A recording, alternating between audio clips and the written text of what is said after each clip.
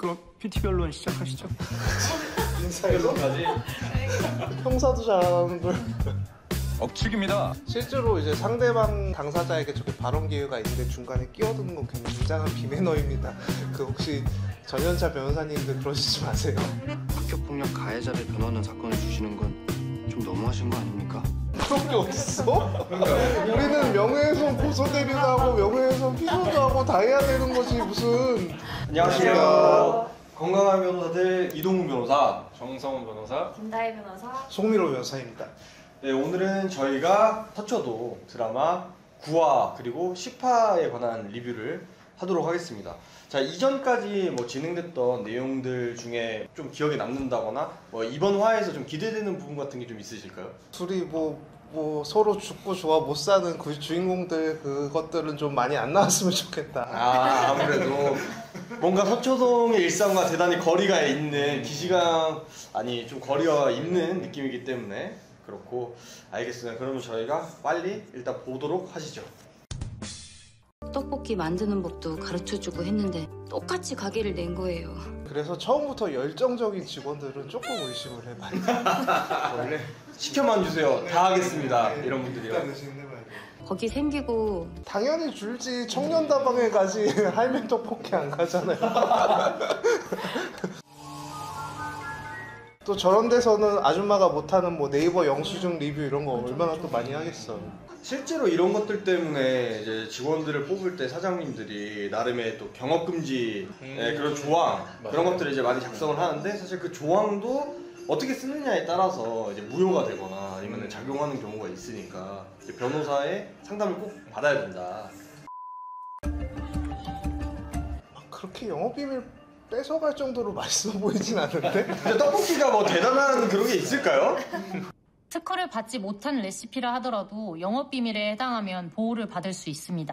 영업비밀에 해당할 것 같으세요? 저는 좀 부정적인 의견이긴 하거든요. 근데 저도 떡볶이 가지고는 좀 쉽지 않은 것 같아요. 소스 배합실에 따로 도어락을 설치하고 일부 주방 직원들에게만 그 비밀번호를 알려주면서 근데 저 소스 관리실이라는 방까지 따로 둘 정도면은 규모가 어느 정도 있는 떡볶이 집이었을 텐데 저 직원 하나가 저렇게 나가가지고 차린다고 매출이 휘청한다고? 그것도 좀 영화적인 상상력이지 않나 싶기는 해요. 네. 이 레시피 하나만으로 피고는 원고의 단골 손님들을 데려가고 근데 저게 인과관계가 인정되기가 쉬울까요? 쉽지 않죠. 네, 왜냐면은 만약에 저 레시피를 사용하지 않았더라도 그냥 떡볶이 가게를 말 그대로 뭐 까르보나라 떡볶이 해서 하얀색 떡볶이나 아니면 짜장 떡볶이 이렇게 해도 매출은 나눠질 수 있는 거거든요.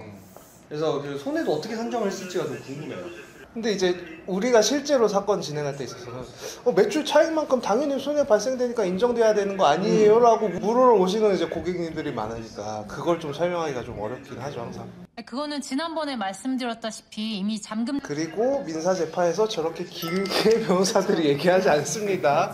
몇 월 며칠자 서면 진술하시는 거고요. 이렇게 하죠. 네. 이 정도는 진짜 대법원 공개 변론 때나 할 수 있는 정도의 말길이에요. 특허를 내려고 했던 것도 그냥 이렇게 인정받고 싶어서 그랬던 건데. 실제로 기업 중에서는 일부러 특허 등록을 안 해서 그걸 영업비밀을 보호하는 그런 사례들도 많죠. 네. 대표적인 게 코카콜라였고. 근데 떡볶이 소스에 특허가 나와요?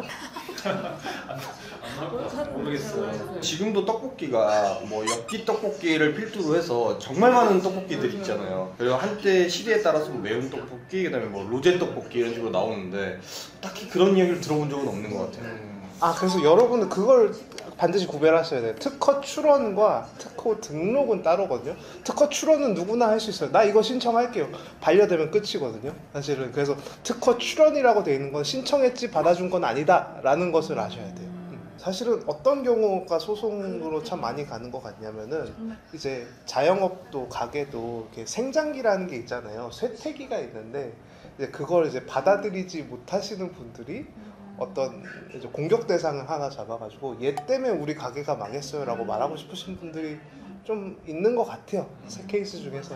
이것도 그럴 수 있고 이게 되게 감정적으로 그려졌지만 그럼 PT 변론 시작하시죠. 인사에서까지 형사도 잘하는 걸. 종업원들의 복장 컨셉도 동일하고 실제로 베낄 거면 저렇게까지는 안 베껴요. 옷은 바꾸지. 맞아요. 이렇게 식당 내부 인테리어도 저 의자를 두 분은 썼어요? 방금 책걸상. 저 초등학교 때는 저 책걸상 했던 거. 그래요? 같은 네. 같은 세대는 아니구나 우리가. 종업원들 복장이나 인테리어도 설마 트레이드 드레스를 주장하려는 건 아니죠? 떡볶이에서. 이제 여기까지만 나왔지만 만약에 저 부분에 대해서 일부러 어떤 의도를 가지고 상대방 고객들한테 착각을 일으키게 할 목적으로 한 거였다면 이제 저희가 자주 하는 부정경쟁 방지법은 고려를 해볼 수 있을 것 같아요. 그리고 그 특허가 거절된 것을 확인하자 대단히 형사변론에 유사한 것 같아요 지금. 어떤 고의나 의도 이런 것들에 대해서 이렇게 길게 듣고. 억측입니다. 실제로 이제 상대방 당사자에게 저렇게 발언 기회가 있는데 중간에 끼어드는 건 굉장한 비매너입니다. 그 혹시 전현차 변호사님들 그러시지 마세요. 이는 명백한 나오네요, 부정경쟁 부정경쟁 방지법 위반입니다. 그쵸, 굳이 따질 거면 저렇게 가야 되는 게 맞는 것 같아요. 근데 사실 또 저희가 해봐서 알지만 부정경쟁 방지법도 생각보다 대단히 좀 구성 요건이 까다롭잖아요. 그래서 단순히 뭐 노하우, 이건 내 건데 라는 것만으로는 인정되기가 쉽지 않아요. 영어 표지라고 하는데 이게 타인의 것으로 인식될 수 있을 정도로 결국 똑같이 했느냐가 쟁점이긴 하죠. 그리고 주지성도 있어서 이게 남들이 또 널리 알려져 있어야 돼요. 근데 사실 방금 그 송 변호사님께서 말씀하신 것처럼 어디 구석탱이에 좀 나이 있으신 분이 약간 뭐 우리 가게 이렇게 조그맣게 운영하던 거는 사실 거기서 탈락할 가능성도 좀 있어요. 그러니까 이걸 쉽게 말하면 베낀 것조차도 네임드가 좀 돼야 된다라는 거죠. 정확합니다. 어떻게 제가 다음에 한번 찾아뵐게요. 저렇게 감사해하는 참 의뢰인들 보면 참 보람이 되죠. 그러니까 사실 저런 사례들만 있으면 변호사 일을 하는 게 저희도 항상 즐겁고 보람차기만 할 텐데 이제 과거에 나왔던 에피소드처럼 이제 뭐 변호사를 샀네 7억 청구해서 심지어 5천은 변제 받은 걸로 입증이 돼가지고 6억 5천 승소를 해놨더니 패소했다고 난리를 친다거나 이게 쉽지가 않습니다. 찔러봐. 이게 가해자가 바뀌었구나. 정당방위에 관한 이야기가 나오려나요? 정당방위 같은 걸 받을 거면은 이제 재판에 가기 전에 받는 게 아니라 이제 검찰 단계에서 이제 받는 게 가장 좋고 그럼에도 불구하고 재판으로 넘어가면 좀 어려워지죠. 그렇죠. 저희가 경험하기에도 단계별로, 그러니까 경찰 단계 불송치, 검찰 단계 불기소, 그다음에 무죄 순으로 보면은 점점 더 받기가 어려워지는 구조고 생각보다는 검사님들이 이렇게 객관적으로 뭔가 드러나지 않은 것도 전후를 보셔서 좀 이렇게 선회해 주시는 경우가 좀 더 많은 것 같아요. 그리고 이제 경찰 같은 경우에는 그러니까 처벌 필요성에 대해서 판단하기보단 죄가 있냐 없냐를 판단하기 때문에 이런 사건 같은 경우는 피해자도 있는 사건이다 보니까 피해자 민원이 들어올 거 들어해서 일단 검찰에 그냥 던져놓고 보자라고 이제 던지는 경우들이 있거든요. 그때 이제 검사들이 이제 제일 난감해하는 거고 좀 고민하는 순간에 이제 저희 역할을 다해서 좀 어필을 하면은 좀 이런 게 통하기도 하죠. 이거 보니까 갑자기 생각나는 게 이번에 뭐 연예인들 그 표준계약서 관련해가지고 이제 학폭 손해배상 조항 들어간다고 나왔더라고요, 기사가. 그래서 이제는 저런 것들이 좀 쉽지 않을 수도 있다. 여러분들 꽃으로도 때리지 마십시오. 잘못했으면 벌을 받아야죠. 반성한다고 죄가 없어지면 저기 그냥 뭔 반성을 말인지 끝인 좀 알것 거잖아요. 같긴 해. 맞아. 많이 어렵네요. 지금 많이 상처를 너무 많이 받아서 뒤틀려 버렸어요. 지금 이게 구분을 해서 생각을 할 수 있어야 되는데 스토킹 처벌법 이용해서 고소하고 접근금지 명령 신청하고 그다음에 보호 연락가는 팔찌 받고 근데 그래도 사실 100% 보호하기는 쉽지는 않죠. 그러니까 스토킹 처벌법이 이제 신설됐을 때 제정이 됐을 때 그 목적은 명확했거든요. 항상 스토킹 행위는 무언가 다른 범죄 후속 행위로 이어지다 보니까 그 전 단계를 막자라는 거예요. 그래서 스토킹은 하셔서도 안 되지만 피해자분들 특히 스토킹은 참으시면 안 됩니다. 반드시 신고하시고 고소하시고 도움을 받으시는 게 좋아요. 그러니까 실제 불기소 처분은 이제 정당방위가 인용되기보다는 정당행위가 인용이 되는 경우들이 많아요. 사회통념상 허용된 행위들이라서. 학교폭력 가해자를 변호하는 사건을 주시는 건 좀 너무하신 거 아닙니까? 그런 게 어딨어? 우리는 명예훼손 고소대리도 하고 명예훼손 피고도 하고 다 해야 되는 거지 무슨. 아 내가 너무 좀 사측의 입장을 대변을. 아니 근데 저는 대단히 노측 그 사상을 많이 가지고 있는 사람인데 저거는 좀 일반적이지는 않은 것 같아요. 너무 몰입해 있는 거예요. 네. 그냥 기술자라고. 사실 또 저 말 들으면 또 기분이 좋진 않아요. 법 기술자다 이거 약간 깎아서 말할 때 쓰는 거잖아요.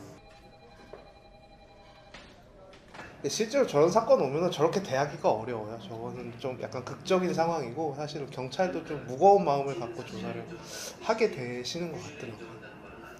저희도 내부적으로 회의를 많이 했는데 요거는 되게 비슷한 것 같아요. 경찰의 그 발언이. 그러니까 이렇게 좀 이렇게 예민한 사건들은 딱 저런 식으로 말하거든요. 일단 검찰로 던진다. 맞습니다. 그리고 앞에 꼭 달아요. 저희도 내부적으로 회의를 많이 했는데. 그리고 그럴 때 꼭 평소에는 잘 읽어주지도 않다가 의견서를 잘 보았고요. 잘 보았으면 변호인의 의견을 들어줘야 되는 거 아닌가요? 그러니까. 혹시 알아요? 검찰이 불기소해줄지. 실제로 저런 기대를 갖고 던져요. 그래서 좀 치열하게 다투는 사건 같은 경우는 검찰에서 먼저 이제 조사를 하자고 부르지 않더라도 저희가 먼저 연락을 해서 조사 한 번을 좀 받고 싶다라고 하는 경우도 있어요.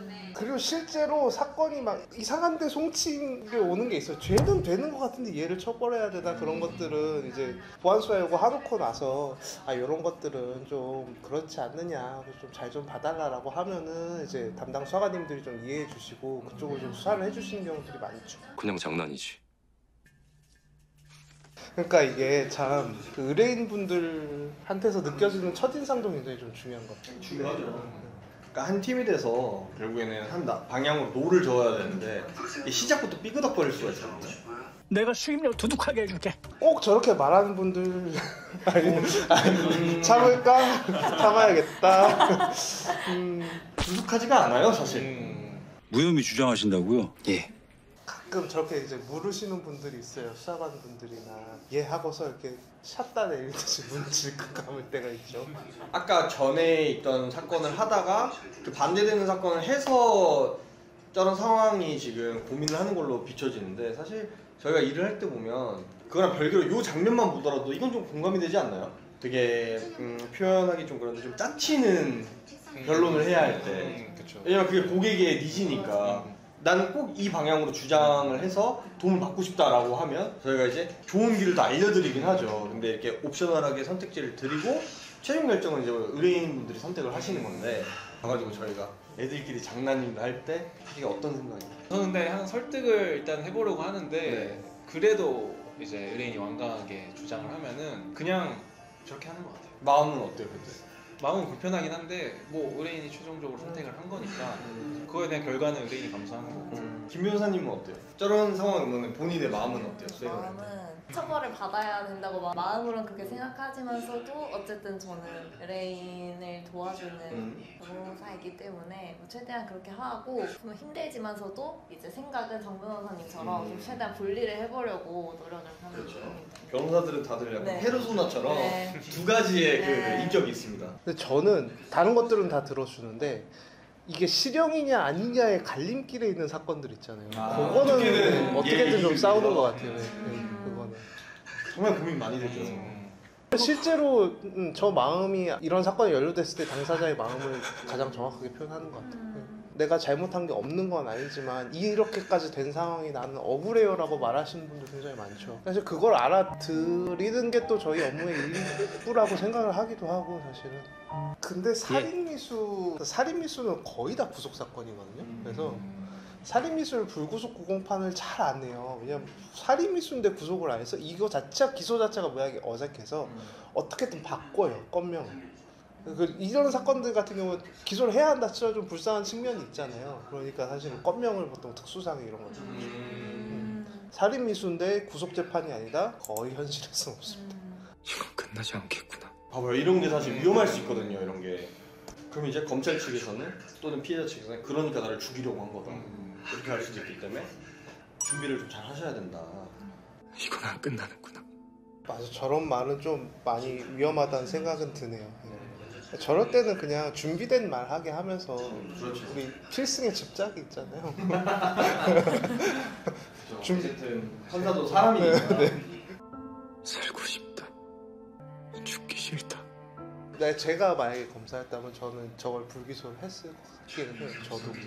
그러면은 분명 피해자는 이제 가만히 있지 않을 거거든요. 이제 항고하고 이제 지정 신청하겠지만 이제 그걸 심사하시는 고등검찰청 검사님도 저의 부장님급이고 선배님들이고 하다 보니까 제 결정을 이해해 줄 거라고 생각을 하고 항상 불기소 결정을 했었던 것 같아요.